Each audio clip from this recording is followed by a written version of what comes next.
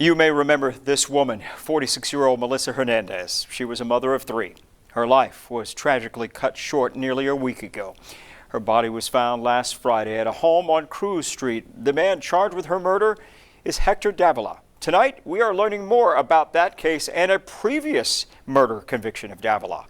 We've obtained the court documents in that case, and it turns out the crimes bear a striking resemblance. We must warn you right now, the story that you're about to see, you will see photos from the crime scene of that previous murder. Some of you might find these images disturbing. Here's our Iran Hammy with the story. A welfare check led police to discovering the death of Melissa Hernandez.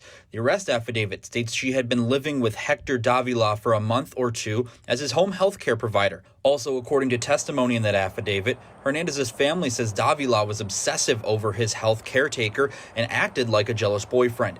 The way Hernandez was found bears a resemblance to another murder case, one Davila was convicted for 30 years ago. Court documents tell us in 1991, Davila and his wife were having issues, stemming from Davila not having a job. One morning, he walked in the bedroom, shooting her 3 times and killing her. After he shot her, Davila wrapped her in blankets. She wasn't found for a few days. It's the same way he allegedly wrapped Hernandez's body and left her. Davila was sentenced to 60 years in prison for murder. However, Davila was released on parole in November of 2018, having served 27 years. During his court process for that 1991 crime, documents show Davila was psychologically evaluated to see if he could stand trial. In summary, the evaluator said they weren't sure, but ruled him competent. They said Davila showed signs of schizophrenia, but at times seemed competent. He spoke of a shellfish conspiracy and said he heard a voice in his head, but could never elaborate on what the voice was telling him.